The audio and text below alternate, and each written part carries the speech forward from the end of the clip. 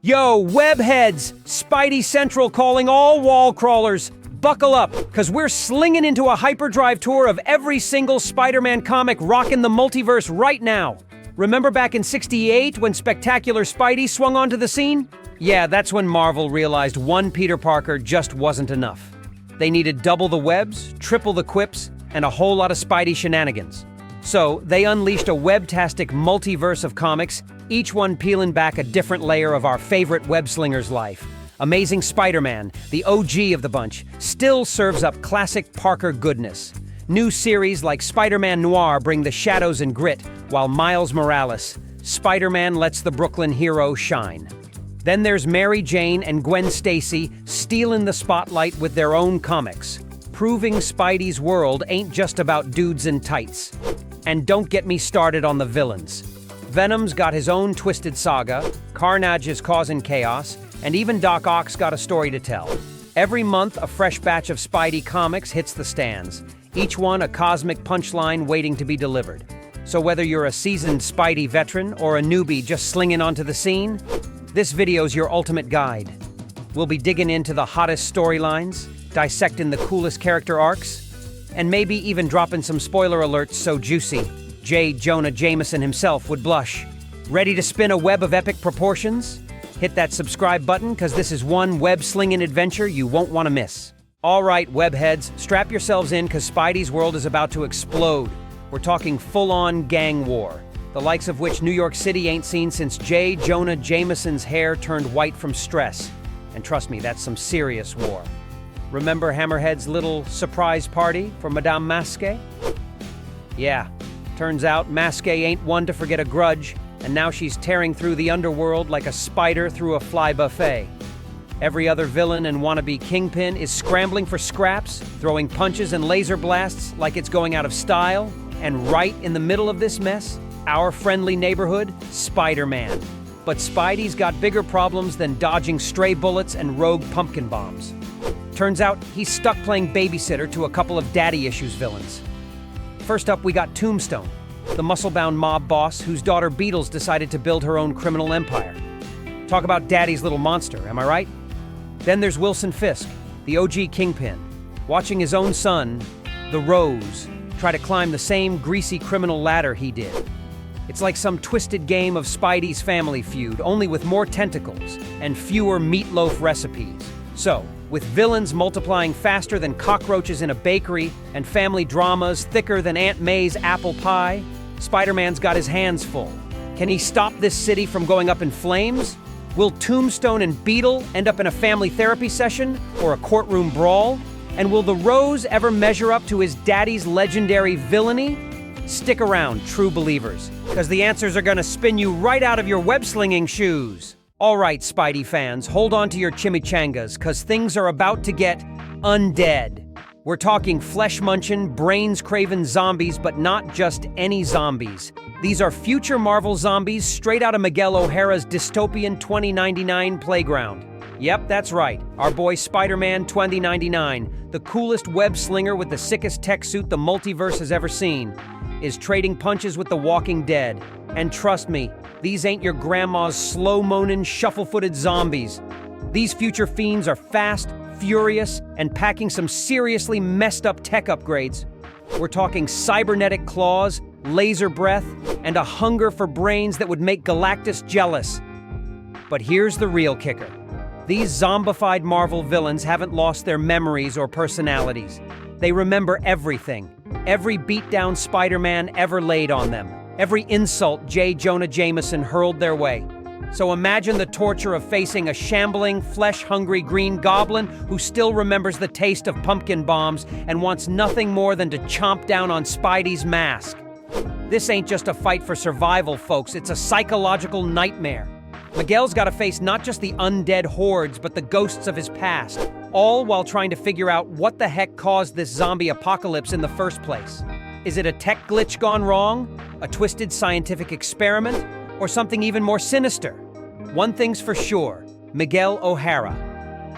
Spider-Man 2099-1 is gonna have you on the edge of your seat, biting your nails raw, and questioning whether you should grab a flashlight or a flamethrower. So buckle up, webheads. because we're diving headfirst into the zombie apocalypse with the coolest Spider-Man this side of the time stream. And remember, with great power comes great responsibility, especially when that power is the ability to outrun a horde of cybernetic zombies. Buckle up, true believers. The many faces of Eddie Brock will blow your mind. We've all seen Eddie Brock go toe-to-tentacle with the likes of Null and the Life Foundation, but Venom Vol.5 takes us on a wild ride through time and space, revealing unexpected sides of everyone's favorite gooey anti-hero. While Dylan and Natasha are busy kicking butt back on Earth, Eddie's on a cosmic quest that'll leave you speechless. Prepare to meet Tyro, the fifth Eddie Brock. Forget the brash swagger and biting sarcasm. This Eddie's all about introspection and self-discovery. Think of him as Eddie Brock, the Philosopher King, slinging webs of wisdom instead of symbiote tendrils. His journey's a fascinating look at the potential for growth within even the most unlikely of characters. But wait, there's more. We also get a glimpse of the legendary Seventh Eddie in all his mysterious glory. This enigmatic figure has been whispered about for years, and Venom 29 finally pulls back the curtain, revealing, well, not everything. His full powers and intentions remain shrouded in shadow. But trust me, the mere hint of his existence is enough to send shivers down your spine. This isn't just another action-packed Venom story, folks. It's a mind-bending exploration of who Eddie Brock truly is, and the potential that lies within him, and his seemingly endless alternate selves. It's a testament to the depth and complexity of the Venom mythos, and it's guaranteed to leave you wanting more. So, dive into Venom 29, true believers. Embrace the unexpected, the introspective, and the downright mind-blowing. This is Eddie Brock, like you've never seen him before, and it's a journey you won't want to miss. Just remember, with great symbiote comes great responsibility, even when you're a meditating philosopher or a shadowy cosmic entity. All right, Spidey fans, hold on to your webs, because things are about to get real personal for Miles Morales. Remember that citywide gang war engulfing New York? Yeah, Miles is smack dab in the middle of it, dodging undead hordes, government goons, and enough supervillains to fill a J. Jonah Jameson wet dream. But here's the kicker. In the midst of this chaotic mess, Miles gets blindsided by a punch to the gut that hurts way worse than any pumpkin bomb. His uncle, Aaron Davis, aka the Prowler, is back on the bad guy bandwagon and out for his blood. Talk about family drama, am I right? Now, Miles ain't exactly a stranger to facing off against his uncle. They've got a whole history of complicated relationships and moral clashes, but this time it's different. With the city on fire and Miles already stretched thin, the Prowler's betrayal feels like a sucker punch right in the feels. But don't get Miles wrong, he's not about to roll over and play dead. He's got a whole spider fam of allies in his corner, from Genki and Kamala Khan to Bombastic Bagman, and even a begrudging team-up with his old pal Scorpion.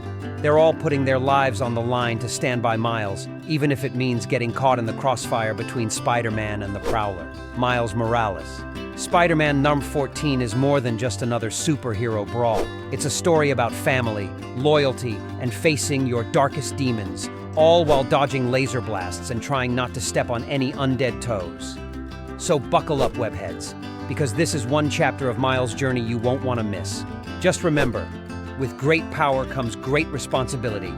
And sometimes, that responsibility includes dealing with family drama that would make Dr. Phil faint.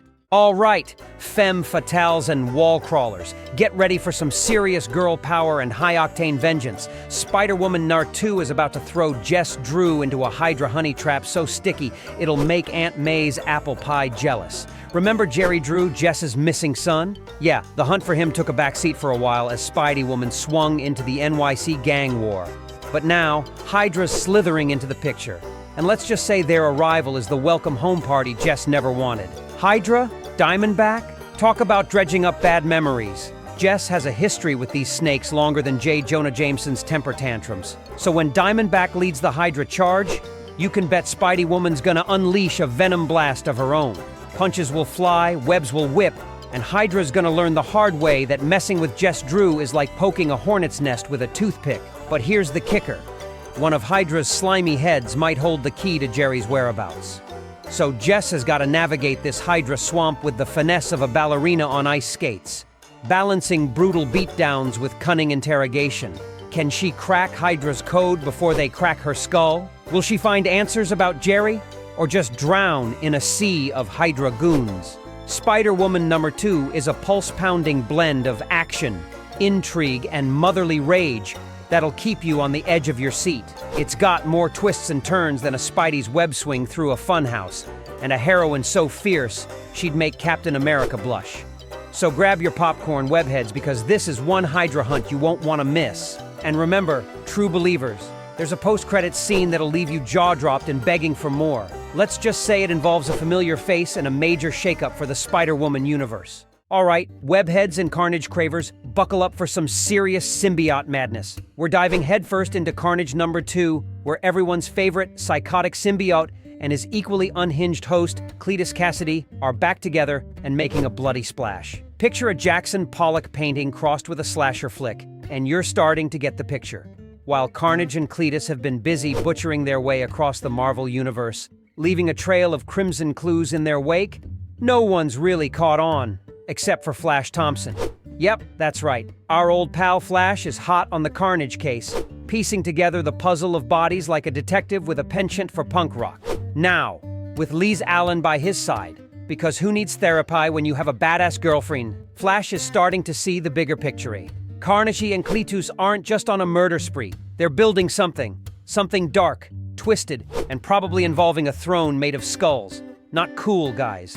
Unfortunately, while Flash cracks the code, Carnage and Cletus are busy piling up the corpses. They're like the world's most deranged interior decorators, redecorating every city they touch with fresh blood and screams. Can Flash stop them before their killer condo is finished? Will Liz manage to keep Flash from losing his mind again? And just how many severed limbs will it take to build a Carnage castle? Carnage number 2 is a pulse-pounding, mind-bending roller coaster ride through the twisted psyche of a serial killer symbiote. It's got more chills than a haunted ice rink, more action than a Spidey versus Venom cage match, and enough dark humor to make even Deadpool blush. So grab your popcorn, maybe with extra ketchup, webheads, because this is one carnage you won't want to miss. All right, X-heads and web-slingers, assemble! Uncanny Spider-Man number 5 is about to drop the curtain on Nightcrawler's Spinnenman saga. And trust me, it's going to be an epic finale packed with more twists and turns than a circus performer covered in chimichangas. Remember Kurt Wagner, the Blue Devil himself, taking up the Spidey mantle? Yeah, he's been kicking butts and taking names while trying to stay one step ahead of Orcus, that mutant hunting organization that gives Hydra a run for its money in the bad guy department. He's also been dealing with some serious family drama, patching things up with his chaotic mama Mystique. But the real cherry on top of this Sunday of superhero shenanigans is Nightcrawler's love life, which is about as messy as a goblin's web ball. Enter Silver Sable, the mercenary huntress who fell for the blue furball while trying to capture him. Talk about your workplace romances. Now, in this final issue, it all comes to a head. Will Nightcrawler's good intentions be enough to sway Silver Sable from her Orcus contract? Can he save the day without revealing his secret identity again? And most importantly, will he ever get the hang of this whole web-slinging thing without tripping over his own tail? Uncanny Spider-Man number 5 is a roller coaster of action, romance, and self-discovery. It's got more heart than a dozen Aunt May casseroles, more humor than a Deadpool stand-up routine, and enough X-Men goodness to fill a Cerebro to the brim. So grab your popcorn, true believers, because this is one Nightcrawler adventure you won't want to miss. And don't forget to stick around for the post-credits scene. Let's just say it involves a familiar face and a major shakeup for the X-Men universe. Don't worry, it's not another clone saga. We promise. All right, webheads, prepare to have your spines tingled and your minds blown. Spine-Tingling Spider-Man number 3 is about to rip the veil off Peter's nightmare, and let me tell you, what's underneath is gonna make your skin crawl. Remember that whole forgotten by the world, powerless and hunted thing? Yeah, that was just the warm-up act. This issue, we're diving headfirst into the twisted mindscapes Peter's trapped in. And let me tell you, the architects of this horror show are more familiar than you'd think. Turns out those creepy doppelgangers of Aunt May, Mary Jane, and even J. Jonah Jameson aren't just random nightmares. They're twisted reflections of Peter's deepest fears and anxieties brought to life by a puppet master lurking in the shadows. And who is this mastermind, you ask? Well, buckle up, true believers, because it's a doozy. Yep, that's right. Mysterio's back, and he's brought his bag of illusions to play a mind game so twisted, it'd make even Dr. Strange sweat. He's tapped into Peter's subconscious, warping his memories and loved ones into monstrous parodies to break him from the inside out. But why? What sick pleasure does Mysterio get from tormenting a powerless Spider-Man? That's the million-dollar question, folks. And while Spine-Tingling Spider-Man 3 doesn't give us all the answers, it drops enough breadcrumbs to keep you theorizing for weeks. One thing's for sure, Peter's gonna have to face his demons head-on if he wants to escape this nightmare. Can he overcome his deepest fears and break free from Mysterio's twisted web? Or will he be trapped in this psychological prison forever? Spine-tingling. Spider-Man number 3 is a masterclass in psychological horror, a chilling blend of familiar faces and disturbing new realities. It's got more suspense than a J. Jonah Jameson editorial, more twists than a web-slinger in a funhouse, and enough chills to make even the lizard shiver. So grab your blankets, webheads, because this is one nightmare you won't forget anytime soon. And remember, there's a post-credit scene that'll leave you gasping for air. Just don't say we didn't warn you. All right, webheads, fasten your seatbelts because things are about to get octastically complicated in Superior Spider-Man number 2. Doc Ock's memories of his superior reign are back, and let's just say, Peter Parker's not too thrilled about being Doc Ock's punching bag, both literally and figuratively. Now, Otto's back on top, enjoying the fruits of his superior past, but it all comes crashing down when someone close to him, someone he actually cares about, gets caught in the crossfire. Remember that whole Superior Spider-Man thing? Yeah, the era where Doc Ock stole Peter's body and ruled with an iron fist and 8 metal tentacles. Turns out, those weren't just happy memories for Otto. They were a Pandora's box of bad decisions, and now the consequences are spilling out, threatening to drown everyone in a tidal wave of Doc Ock mayhem. And wouldn't you know it, the only one who can potentially stop it all is Peter Parker, the guy Doc Ock literally switched bodies with. Talk about awkward family reunions. Now, Peter's got to step up and clean up Doc Ock's mess, even if it means using the very methods he spent years fighting against. Peter really pull it off? Can he become the superior Spider-Man to fix the mistakes of the inferior Doc Ock? Or will this whole savior act just be another one of Otto's? Superior Spider-Man 2 is a mind-bending, action-packed questioning everything you thought you knew about Doc Ock, Peter Parker, and the meaning of redemption itself. It's got more moral dilemmas than a philosophy textbook, more twists than a Spidey Doc Ock sass to fill a J. Jonah Jameson rant. So grab your popcorn, webheads, because this is one superior saga you won't want to miss. And don't forget to stick around for the face and a potential game changer for the Superior Spider-Man universe. All right, webheads, prepare for some holiday cheer with a twist of Spider-Boy. Bailey Briggs is living the double-edged sword dream. Being Spider-Boy is pretty sweet, but nobody remembers he exists? Talk about an awkward Christmas dinner. Luckily, Bailey's not alone in his holiday blues. This issue, he's got a whole roster of Marvel heroes stepping in to spread some festive cheer, from the ever-reliable Captain America to the sugar-charged, unbeatable Squirrel Girl, because everyone needs a squirrel sidekick with a nutcracker on her head. Don't let the parade balloons and Santa Claus fool you, though. These two stories are more than just stocking stuffers.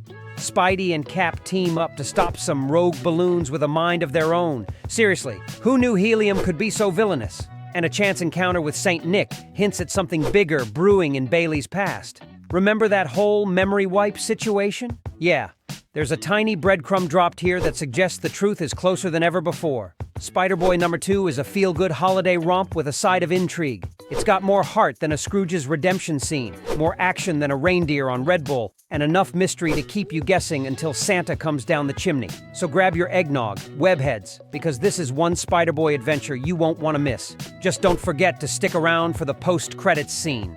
Let's just say it involves a familiar face and a potential gift that'll change Spider-Boy's life forever. All right, webheads and Cage fans, strap on your Kevlar because Luke Cage, Gang War number 2 is about to raise the stakes higher than Harlem rooftops. Remember Luke, our bulletproof mayor caught in the crossfire of this citywide gang war? Yeah, things just got a whole lot hotter than a Jamaican patty fresh off the grill. He's back in action, though not in the shiny costume and press conferences way. No, now Luke's got to fight from the shadows, a one-man SWAT team navigating the city's underbelly to keep the peace. But while he's punching goons and kicking down crime rings, there are snakes slithering closer to the mayoral chair. Those government suits who hate the idea of a superhero in office, they're doubling down on their anti-vigilante crusade, trying to bury Luke deeper than Kingpin after a poker game gone wrong. And that ain't all. Remember those web-slinging shenanigans? Looks like one of Spidey's old foes is crawling out of the woodwork, eyes set on Luke's crown, and maybe a hefty campaign contribution from Fisk Industries. Talk about your tangled webs, right? It's a political thriller meets superhero smackdown, with enough twists and turns to make J. Jonah Jameson's hair turn whiter than Aunt May's tablecloth. Can Luke keep the city from falling apart while dodging backstabbing politicians and superpowered throwdowns? Or will this gang war swallow him whole, leaving New York to drown in chaos? Luke Cage. Gang War number 2 is an action-packed, suspenseful ride that'll have you biting your nails harder than Diamondback after a manicure appointment. It's got more grit than a Harlem alleyway, more intrigue than a Kingpin poker game, and enough punches to fill a boxing ring with haymakers. So grab your popcorn, webheads, because this is one Cage match you won't want to miss. And don't forget to stick around for the post-credit scene. Let's just say it involves a familiar face and a game changer for the power dynamics of New York City. All right, webheads and Elektra enthusiasts, prepare for some sigh-slinging action with a side of reluctant teamwork. Daredevil. Gang War 101 throws our favorite stiletto-wielding warrior into a situation she's not exactly built for, playing nice with the Avengers. Yep, Elektra, Matt's former flame and current heir to the Daredevil mantle, is sharing rooftops with Spider-Man and Luke Cage, while New York City tears itself apart in a gang war. Talk about awkward family dinners. Remember Elektra? The lone wolf ninja assassin who'd rather carve her initials into your forehead than share a cup of coffee with Captain America? Yeah. Marvel's gang war has forced her to step outside her comfort zone like a cat in a dog park. Now, she's rubbing shoulders with heroes she used to dodge like stray shurikens, trying to find a way to stop the city from imploding without getting into a philosophical debate with Iron Man about the merits of moral relativism. While Elektra's prickly personality remains firmly intact, she'd sooner dissect a Hydra agent than share her feelings. This issue shows us the cracks in her solitary armor.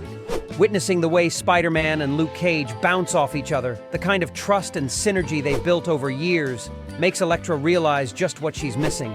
Even she can't fight a city-wide gang war alone, no matter how sharp her katanas are. Daredevil. Gang War 1 is a character-driven action fest that delves into the heart of a reluctant hero. It's got more brooding than a cemetery at midnight, more rooftop jumps than a parkour convention, and enough internal conflict to fill a therapist's waiting room. Can Elektra swallow her pride and learn to play nice with the Avengers? Or will she go down in a blaze of righteous fury, a lone warrior lost in the urban chaos? All right, webheads, prepare to raise your fists and your voices because Spider-Gwen Smash 1 is about to rock your world. We're talking Gwen Stacy, aka Ghost Spider, drumming her way into an adventure wilder than a mosh pit at a J. Jonah Jameson rave. Remember Gwen and her band, the Mary Janes, are opening for the dazzling diva herself, Dazzler? Yeah, imagine the backstage whispers, the roadie drama, and the groupies swooning over both Spider-Gwen's web-slinging skills and her killer beats. But this ain't no ordinary gig, folks. Things get amps up when a radioactive riff wrecker crashes the party, leaving a trail of missing roadies and sonic shockwaves in its wake. Talk about bad lighting. Turns out, this cosmic crooner might be linked to the Dazzler's missing loved ones, leaving Gwen caught in a tangled web of interdimensional drama and missing persons cases. Don't get fooled by the rockstar facade, though. This issue is packed with more action than a power ballad guitar solo, more mystery than a lyric sheet covered in cryptic rhymes, and enough heart to fill a sold-out stadium. We're talking Gwen grappling with self-doubt, facing down intergalactic sound demons, and maybe even belting out a duet with Dazzler herself. Wouldn't that be a record-breaking crossover? Spider-Gwen Smash 1 is a high-energy, genre-bending blast that'll have you headbanging and web-slinging in equal measure. It's got more glitter than a disco ball after a rainstorm, more chills than a graveyard duet with Ghostface Killah, and enough Gwen Stacy awesomeness to fill a stadium with clones. So grab your air guitar, webheads, because this is one concert you won't want to miss. And don't forget to stick around for the post-credits scene. Let's just say it involves a familiar face and a major bass drop for the Spider-Gwen universe. All right, webheads, strap yourselves in because Amazing Spider-Man Gang War First Strike just detonated a bomb in the middle of New York City. This ain't your standard Villain of the Week throwdown. Nah. This is a citywide Game of Thrones unfolding in the grimy alleys and power struggles of organized crime. And while Spidey might be the one swinging through the mayhem, it's the old-school Maggia mobsters like Hammerhead and Silvermane who've been quietly pulling the strings for years. Remember those whispers of a Maggia turf war brewing in the background? Yeah, well, those whispers just turned into sirens as chaos erupts across the 5 boroughs.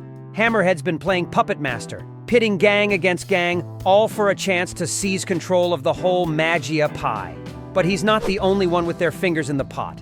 Sly old Silvermane's got his own schemes brewing, and there are whispers of even bigger players lurking in the shadows waiting for the dust to settle so they can inherit the spoils. This ain't just about fists and firepower, folks.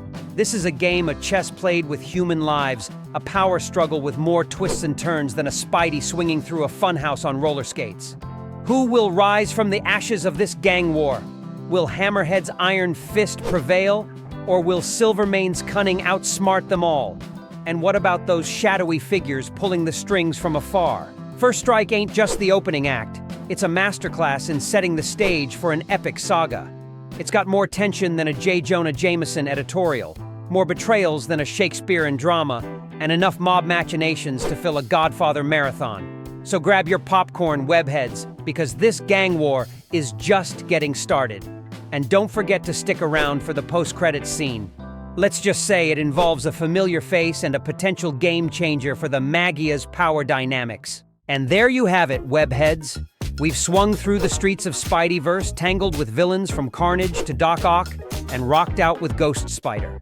Whether you're a fan of classic gang wars or interdimensional jam sessions, there's something for everyone in this spider scramble of comics. Remember, these are just a few highlights. There's a whole web of amazing stories out there waiting to be untangled. So go grab your favorite issue, dust off your web-slinging skills, and dive into the world of Marvel's mightiest heroes. With that said, thanks for watching, and until next time, stay safe, stay vigilant, and keep on spinning those webs.